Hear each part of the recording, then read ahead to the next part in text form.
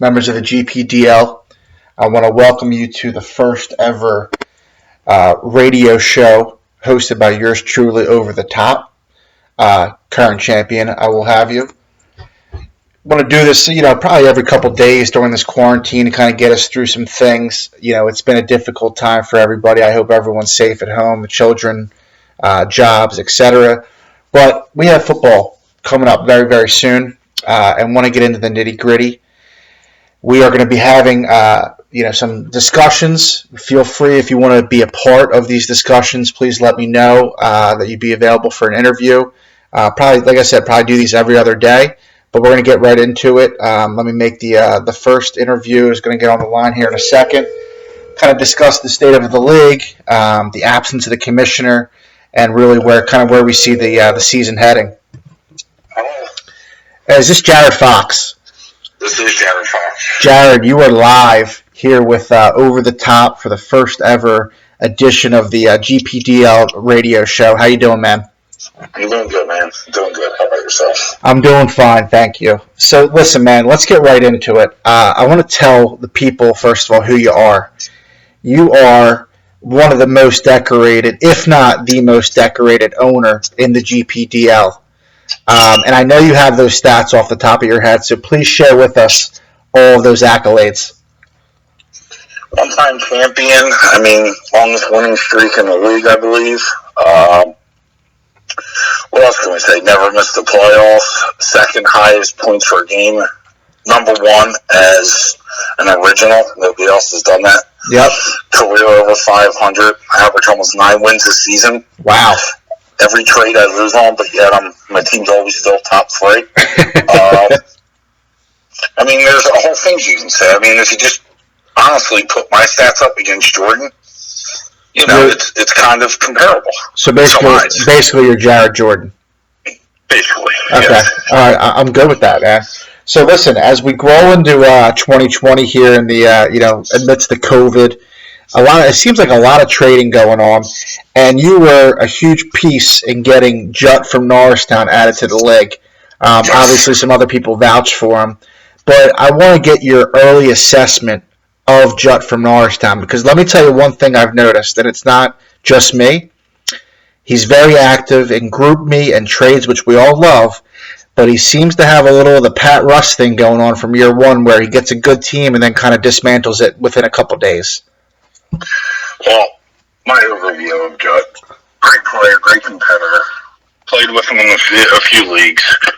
He's always top of the bunch. Right now, I'm kind of thinking, he has like a Pat North thing going on, where he keeps trading players, gets better, gets worse, gets better, gets worse. But then he has the North thing going on, where he's only 5'4". Oh. So I think in a way he's trying to come up big when he doesn't have to come up big, because it's fantasy football. Nobody can really see him except for draft day. So you're saying really that don't know his true height. Are you getting there's a mild Napoleon complex when managing the roster? Yes, absolutely.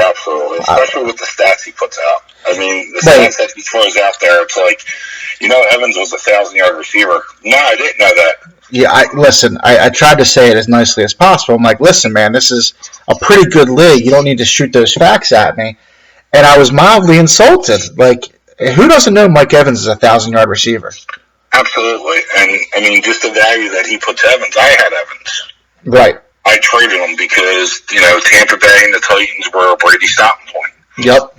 So, honestly, James Winston threw 30 interceptions last year. He played from behind every game. If they had a normal quarterback that didn't throw a pick six every 3 picks, they would have been a 10-game winner. I actually, what's funny? Playoff team. I'm not saying I'm on your level fantasy-wise, Jared Jordan, but I will tell you I said the same exact thing to Jutt from Norristown. I said, listen, they have a winner. Brady's going to balance things out. And quite frankly, Godwin is the possession guy. Evans is the third and long, and he's a great red zone target, but it was just ridiculous to throw those, screenshotted stats out. But you also have to think that Evans is always going to have the double on. Absolutely. They're going to let run free for the most part. Brady finds the open receiver, and now, Everybody knows in Brady's stats, besides the year he had Moss, his slot receiver was the biggest benefit. 100%. 100%. Was that Wes Welker that year? Was that Wes Welker that year? Wes Welker had 127 grabs, but even if he goes through, their slot receiver is always their leading receiver, whether it's Wes Welker or it's, even Danny Amendola when Edelman was out was the one eating up all the catches. That's right. So to value Evans above any receiver projected top 10 is absurd right now because I agree. Not to mention, here's something I said to Judd. I said, to your point, the pass-heavy offense because they were always playing from behind. He only had 67 catches. Right. I mean, listen, he's a yards machine. We get it, but 67 catches. All right, moving on. Judd from Norristown. 2 questions. 1, is he a playoff team? 2, what do you see his record after year 1? Playoff team, no. Because you simply have the fact that, honestly, right now in my division, it hurts me to say, but Walt has the best team in my division right now. Are you saying division or conference? Division. Right now, he's better than me and Rust. Okay. Walt might be the best team in the conference, too. Walt's team is loaded, by the way, and I will agree with that. He has great wide receivers. Cincinnati still has to fix that line, but his wide receivers might be able to win him 7 games this year. Yeah, he's got Hill, Devontae Adams, and Amari Cooper. Yep, and if all 3 of them hit on 1 week, you're looking at 110 points, 100 points, maybe more from just his receivers. Absolutely. So if you put Walt up top, you're going to have to put Team McCaffrey number 2 because he is solid all around and he does have a running back that averages more than quarterbacks. So you got ZZ winning that division over Pat Rust? Yes, absolutely. Okay, so it's really down to... So what you're saying is essentially, pedigree-wise, you and Sean are the wild cards and Judd's out. I wouldn't know because right now I have 220 in cap, a guy named Kamara, Lockett, and DJ. And basically my goal draft day is to not let Sean Rust get anybody. Right.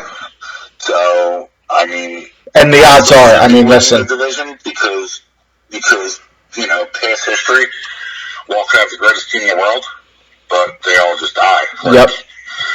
He's too busy fighting fires in Philly instead of saving the squad, so. Yeah, listen, everyone questions Walt's in-season management. It's probably the biggest flaw that he has, particularly knowing when to change the momentum in his locker room. Yep. It never seems to be the right timing.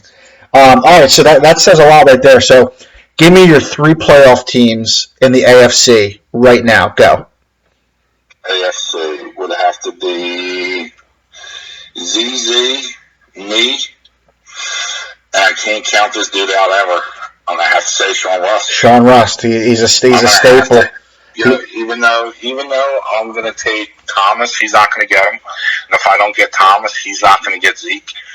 And his cap situation sucks. He has Jacobs. And Kittle talking about $110 in cap. Rusty is Sean doesn't have Kittle. With $140. I think he's got Kelsey. You mean? Kelsey. Yeah. Now listen, if I know Rusty, I wouldn't be surprised if he drops Jacobs going like a day before the draft and kind of throws a wrench into everyone's draft day strategy. Yeah, but he's still even keeping Kelsey. I still have just as much cap as him. That's true. And I don't need as many spots. So I can go 120 on Thomas and still have 100 to draft with. I can go 130 on Zeke, or I can go 110 on both and get both if people aren't going to go. We've seen the draft last year. My draft strategist totally destroyed everybody. Everybody's peckers got small. Well, hold on. Let's call for what it is. Time out. I got to play devil's advocate here. You were going up against BBW, no longer in the league. You were going up against PD Lakes, no longer in the league. And who else had cap? I don't really think anyone else had a cap. ZZ had a little cap, and he got his players. No one else. You were up in against people that didn't have the I guess you want to call it the pedigree, really. Right, but I mean, just go back to the first year. Everybody's like, "Oh, your draft's done." Yeah. You spent $190 on 3 players. You set the tone for the league in that first draft. That's for sure. All right, let me keep it moving. We got a couple minutes left here. I got 5 questions, and we're going to kind of go rapid fire. All right. Who is the biggest contender going into 2020? Right now, on paper, I'd have to say Chuck. Chuck, contender. Who's the biggest pretender going into 2020? Oh, that's plain and simple. It has to be Gal. Gal, pretender. All right, who is from year 1 through completing year 5, who is the most overhyped owner that we have or have had? Wow. Overhyped. That's tough. I would have to say myself. Really? The pedestal people put me on, like Matthew Berry and them should be calling me for advice. Like if they listen to how people speak of me in fantasy, I'm just a normal dude, man. I mean, but they put me on a pedestal that honestly every year I try to reach, but I'm not going to be able to reach it that much anymore. I'm getting older, man. So are you saying that you're like a year-to-year contract right now, or what? Right now, year-to-year contract. Wow. You know, I think when Brady hangs it up, I have to hang it up. So we're looking at probably like till he's 45. So we've got 2 or 3 years left in you. Yeah, I mean, all right, hold on. The same year I started. 2 questions left. Best trade partner. Ooh, best trade partner hands down is Chuck. We don't even. Honestly, if I screenshot it how we trade, people would really think it was like hooked on phonics or trading. All right. And then they would try to market it.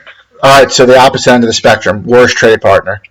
Oh my God, the worst trade partner was Big Bad Wolf. Right now, it's starting to become Judd. Yeah.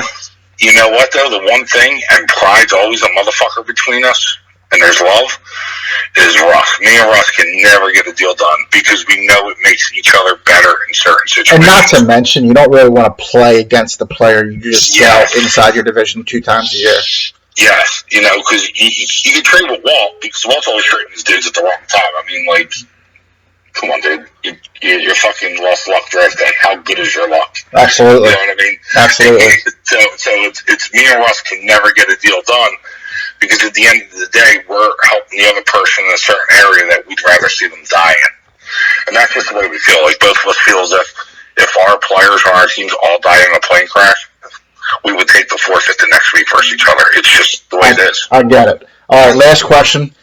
NFC playoff predictions. Who do you got? Oh, that's tough. Nick, Chuck, Nanny. I'm not sure which way. That's not possible. How is it? Me, Nick, and Chuck are in the same division. Ew. Yeah, so it's in Gal's division. It's Gal, Goat, and Moo. Oh my God! So I'm gonna have to say Chuck, Nanny. Oh man, Nick. That's really tough. Goat, Chuck, you. Goat. Yeah. There it is. Yeah, that's still. Oh man, you might have to do some division rewind in there. Any final words before we can wrap up our first interview on the radio show here? Just the same thing I said the first year in the league on the message board. You can actually go on your laptop and go back into like old messages from when the year was created. You'll see under the messages, I'm winning this fucking ship, so just give me your money. So you're going to be the first 2-time champion in the league. I'm going to be the first 2-time champion. And another prediction I'm putting out there. Let's hear it. I'm going to be the first team to go undefeated. Oh, wow. I'm just throwing that out there now because right now I'm going to have Kamara, Zeke, and DJ. DJ will be back to form. Lockett is secure 100 receptions this year, 1,300, 12, 14 touchdowns. And then I'll grab 5 rookies. And then mid-season, I'll work that warrior magic, pull out a fucking trade that just stacks me up. Wow, 13-0. And then going into the playoffs. First 2-time winner. You know why? Because I set the fucking records. So you're saying that you are now on, not no longer the most overhyped, you're the most hyped because you're creating it yourself. I like it. Yes. I like it. All right, Jared Fox, ladies and gentlemen, appreciate the time, man. Enjoy the rest of your day. Thank you, buddy. You have a great one, too. You too. Well, there you have it. Jared Fox coming in hot on the first radio show for the GPDL. Just to reiterate, he's got Rust, Road Warriors, and ZZ in the playoffs for the AFC. No change. NFC, he's going with myself, Chuck, and Mike. The only difference there is that he's got Nick out, Chuck in. Chuck looking to take 2 titles in 3 years. And we know, obviously we know who his worst and best trade partners are, etc. Listen, guys, appreciate the time. Any suggested content, would love if you want to be a part of the show. Let me know. I'm going to be putting these out pretty frequently during this whole COVID thing. Stay safe. Wash your hands.